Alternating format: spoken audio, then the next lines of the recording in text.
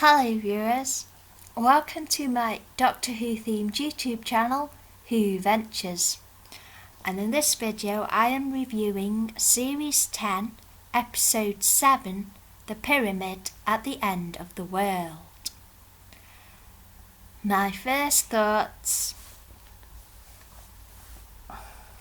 bad, a very poor episode I thought.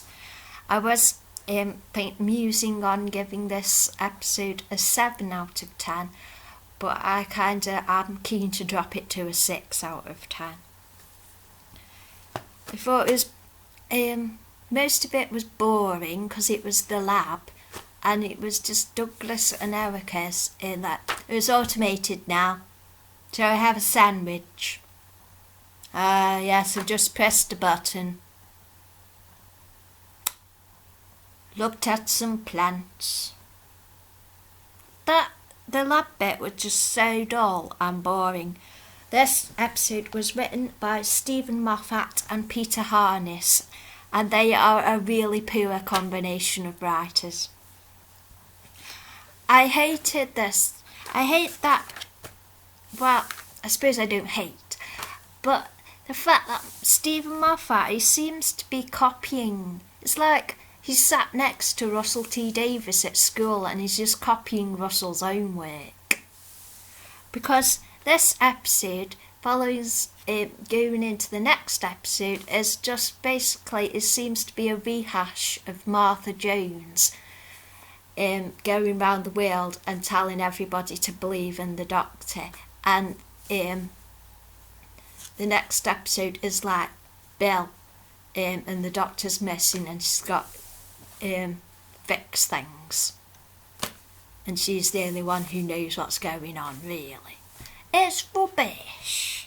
It's just copying Russell. It's not a new idea, and this is it's just all the preaching from the Zygon episode, and it's a well-intentioned message of peace, but it's just crap.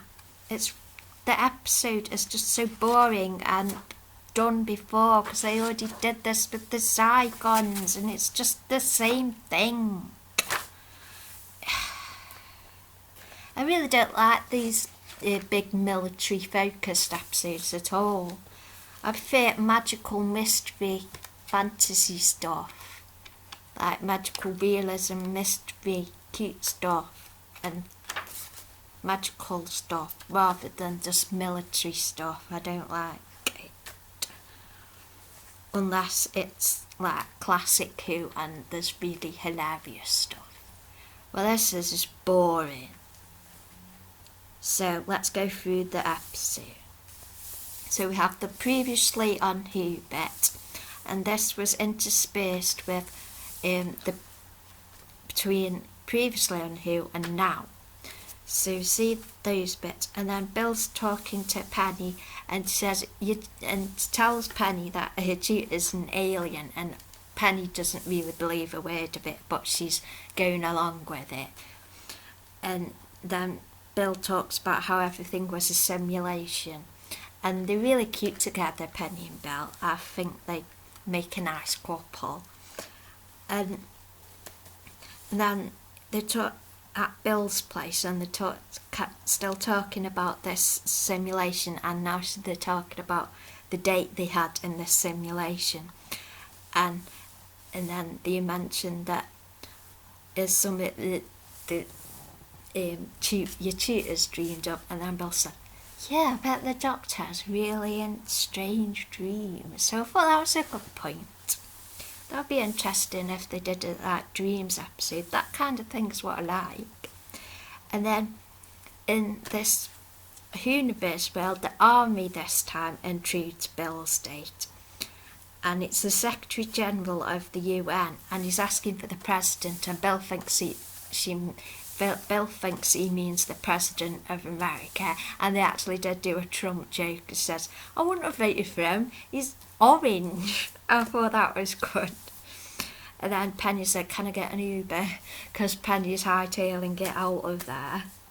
And then Bill learns that the Doctor is known as the President of the Earth in when it's a particular crisis. So the Secretary General is briefing Bill about this 5,000-year-old pyramid that's appeared that wasn't there yesterday. And then we go to the titles. And then we're in the TARDIS with the Doctor, and he's being incredibly emo with his guitar. Just incredibly emo. And this is cut between this husband and wife, and they're going out of the house, and she puts her bag at the door for some reason, and then the husband goes to close the door and he smashes her reading glasses. And this is that some sort of plot device for something that like happens later that's fairly inconsequential, really. He broke the glasses, and then that was just cheap plot device, really. And then the Doctor's got his sunglasses on with his sonic vision, which apparently can bring up a thing. So his sonic sunglasses vision can bring up a note card of who's in front of him, male, age, height, weight, bring up all the stats of a person, but it can't just figure out a combination lock. So how did these sonic sunglasses work that they can automatically identify the gender of a person, the age of a person, the height of a person, the weight of a person, but it can't give him the numbers on a combination lock? That doesn't make sense. That's just stupid. And then it's all about the simulation and what the monks' motives for having this simulation. And then the army got the TARDIS and they got it out of his office and they destroyed his window, which is rude, really. And so then we cut to this Agrofuel Research Centre. So this episode is a comment on genetically modified plants. So Tony Gardner's in this episode, and he was Brian in My Parents Are Alien, which is one of my favourite shows, and there should be a whole DVD box set of it because it is amazing. So I was tickled that Brian was in this episode. Unfortunately, his character in Doctor Who was pretty shit, really. It was just boring. So Big Nat, and then there was a broken bottle. He broke a bottle, and she broke her reading glasses. So didn't really it didn't progress the story at all, and it was really boring. Then we found out the scary monk is actually spying on this plant lab. So at the start of the episode, it's quite a busy episode, and then because we then cut to the army and stuff, and they're outside the pyramid, and then the Doctor's there with Nardole and Bill, and the Doctor's saying, "What do you think, Bill?" And Bill goes like, "This pyramid, I went there yesterday, must be a spaceship." And so Bill was good at that. And then so the Doctor says, "Well, if you went there yesterday and it's making a big statement, it's obviously sending a message, and its message is, bring it on." So he says, "Bring it." So the Doctor goes towards the pyramid, and he still can't really see properly, so Nardole's telling him what's in front of him through his toggle communication device, which I love. I love that that is something that you can use in the playground at school. You can do the toggle. You can do all the toggle communication thing at school. So I think Anne's probably going to bring toggle duffel coats back into fashion with the toggles. So the monks are leaking, and then the monk comes out, and the monks, they want to take the earth and to rule it, but they only rule it when they are asked. So And then it talks about the doomsday clock, how it's set to how long before there's planet destruction.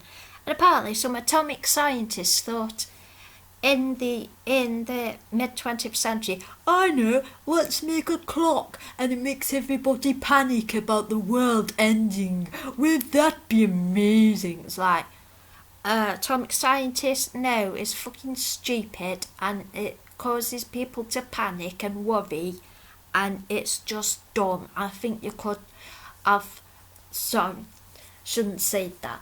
But I think they could have come up with something else, like, ruddy nerds. That's what I wrote. I wrote ruddy nerds because they invented stuff that makes you worry. Like, don't do that. Just invent ways to fix things. So this plant lab is all automated and it's basically genetically modifying plants and stuff. And then we cut back to whatever the TARDIS is doing, and the TARDIS is materialising around this Privyet guy, who's one of the Russian soldiers. I don't know why they couldn't have just landed the TARDIS and just, can you come into the TARDIS for a second? Let's have a chat. Because he's the president. Why do you have to materialise around the soldier? Just ask him nicely. And then doctors say, and I'm president of the world.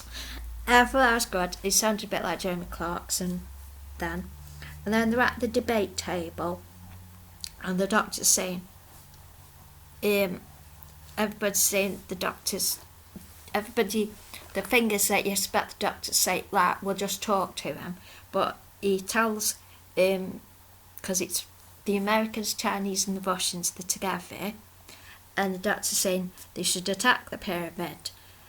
And then it turns out when they attack the pyramid, the monks in the pyramid shoot a bolt of light out of the top, and because the plane is going to come along to destroy the pyramid, the monks grab the plane, take the plane, land it nicely, and stop weaponization. They seemingly are peaceful and just want to talk. So they stop all the military action and release the soldiers and release everybody safely. And then it's still ages before we find out how the plant lab is connected to this other bit.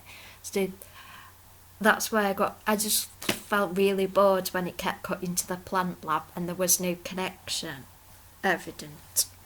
So then Bill, Nardole and the doctor and the army people, they go inside the pyramid, and the doctor's talking to Bill about what a trap is, and trap is more tells you more about the person who set the trap. Then monks are saying to the humans, life on earth will cease by humanity's own hands, and they get the humans and the doctor and Nardole to hold their string, and they show them 1 year into the future where it's all a big shit tip.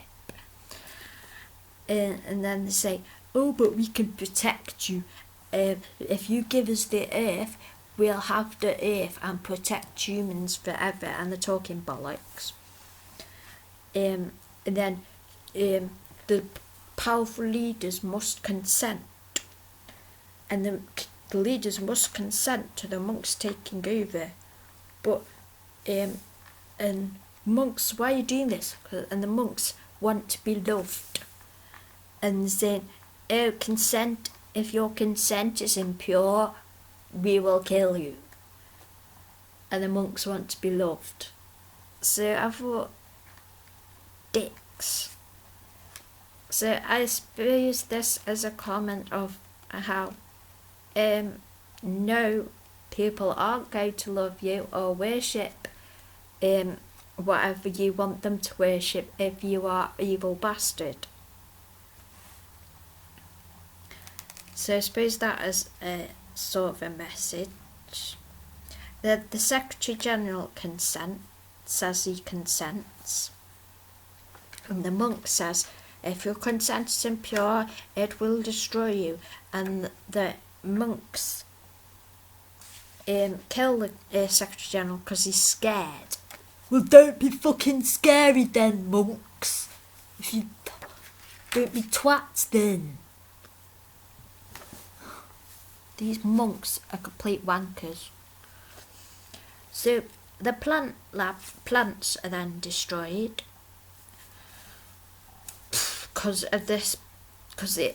there's apparently an organism in the plant lab which is destroying the plants. So then we go back to the negotiation room, and the soldiers are thinking, well, we don't want the whole world to be shit, so we're going to make peace. And that was a good idea, and they was making peace with each other. So that was, yes, because that's what we want, peacefulness. We don't need, we need to be coerced into wanting peacefulness. So the doctor's saying, so there's something or an organism that is going to destroy the world. So if humans aren't destroying it, then what else could it be? And it's that bacteria, says Nardole. So there's an organism in the plant lab, but and the doctors say, don't look to where the arrow is pointing to, look where the arrow is pointing away from. And then there's somebody making a big mistake somewhere. So to find them, he makes the computers all the top secret documents available on Google search.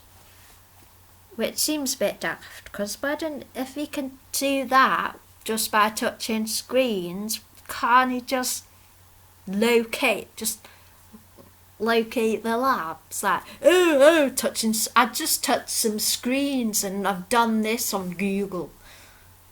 Well, load of shite. And Douglas, this bad bacteria at this plant lab, gets out and melts Douglas, the lab guy. And is that, but we haven't really got to know him or anything.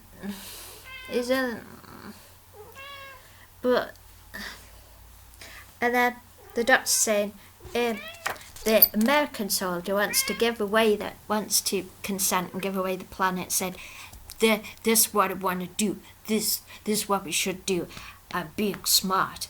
And then the doctor's saying, being smart is not giving away your planet.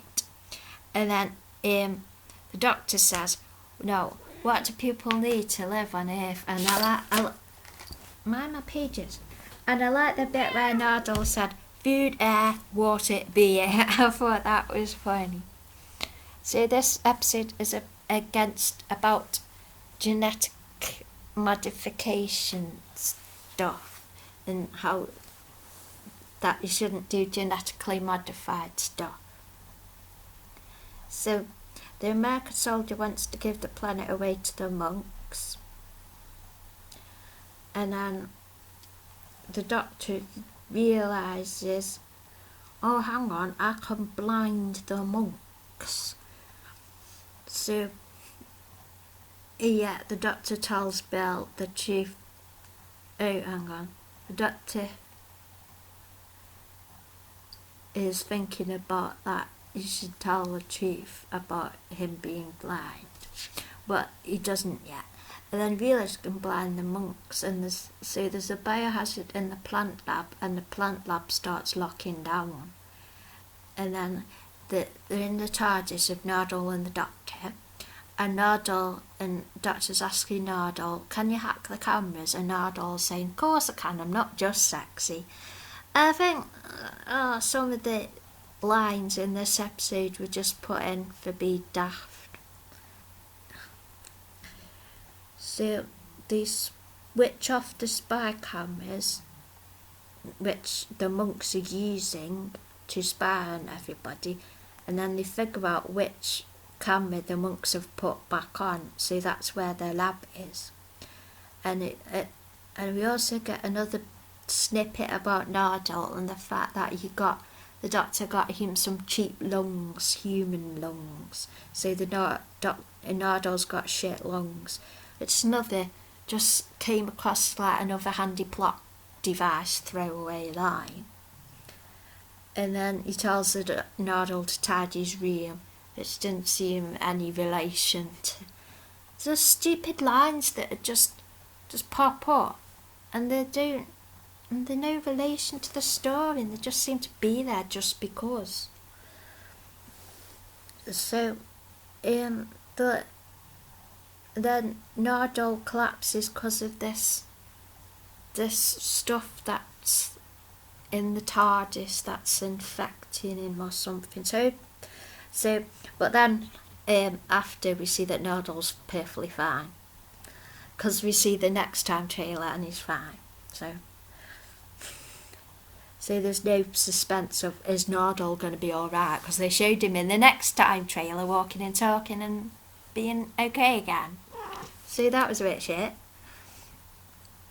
And then so Lab and Yorks do the automatic venting system, and then the doctor is with Erica, the science person, and he said, "I'm not just adorable, hugely intelligent doctor." Yeah, we know that. You love yourself, mate. Those didn't even need those lines either. They were just stupid. And then Erica is really cool, and he said, hang on, the ethanol, we can do this. And she's saying all the science stuff, and she's really awesome. And then the doctor said, "By George, she's got it. I think she's got it." I thought that was quite fun how he said it. It's kind of patronising though, misogynistic, that, "Oh look, I'm the big genius guy and that silly person doesn't know as much as me." So I thought that was a bit daft. And then the leaders, meanwhile, they consenting to the monks, but the monks sense that they're only consenting for this strategy, so they dissolve them too. And then there's this big thing where the doctor decides that he can blow up the lab to try and stop these bacteria getting out. So and then Erica is in this sort of looks like a safe room, and he's talking to Erica, and I like the bit when Erica says, "Oh, I also want to be a bus driver because I like how they wave to each other." I thought that was really sweet. And then so the doctor's blind and he's got his combo lock, and he doesn't, and blowing up the bacteria seems to be a good solution, but he hasn't actually done it yet. So I don't get what was going on there. So the doomsday clock starts going backwards and being safe again, and then the monks are all, "What the fuck? What's going on? Grab a string, what the fuck, what?" And they're all, and then Erica gives the doctor the number for the combo lock, but because his sonic screwdriver vision is a bit shit, it can't show him the numbers. So, and then we flash back to the TARDIS and Nardole's on the floor, so the doctor can't make contact with Nardole, so Nardole can't see the combo lock for him. And then he has to admit to Bill, who's on the phone or on the communication device, that he's been blind since Chasm Forge, and he hasn't wanted to tell her because he's like too up himself to want any help. And then Bill's saying, "No, we're getting help. Tough, I'm not going to let you die. Ah." And then Bill goes to the monks to consent, and then the monk senses that Bill is acting out of love, and then it says love is consent, which is a really shit message because love isn't consent. And I wrote, "Dodgy message there, Stephen Moffat." And love but the love is consent idea leads to emotional abuse. So, which I guess ties in with the monks being evil bastard wankers. But I hope any little kids watching don't realise that the love is consent idea is a complete load of tripe, and don't actually take that on board. I hope that the little kids and the grown-up people who still need to learn that fact, I hope they don't assume that lovers' consent is a good thing to think, because it's not. Because that leads to stuff, if you love me, you do it, and stuff like that. Oh, well, if you love me, you do this with me. And if you loved me, I couldn't have done it because you loved me, we're married. Oh, it's okay then. No. Consent is consent. Love is not consent. Well-reasoned, secure consent is consent. So, monks, bastard wankers. And I'm not apologising for my swearing. So, then, because Bill consents to the monks taking over the planet, the Doctor gets his sight back and can go in the safe room with Erica and get away from the danger in the lab. So, the next episode is what the world is like with the monks taking over it. So this is basically just a rehash of the Harold Saxon Toclafane palaver, with Martha being the only one who has to fix everything because everybody else has been brainwashed. It's basically that story, except this time it's Bill. So, shit! Total utter shit with fucking bastard wanker aliens. Crap. I hate this story. I hate this trilogy. I think it's utter balls. It's just balls. And I wish I like the simulation idea concept. Well, I wish they'd just done it in a different story. It could have been a whole different story instead of this utter bollocks shit. So that is my review. So I hope you have enjoyed this video and thank you for watching. Yay!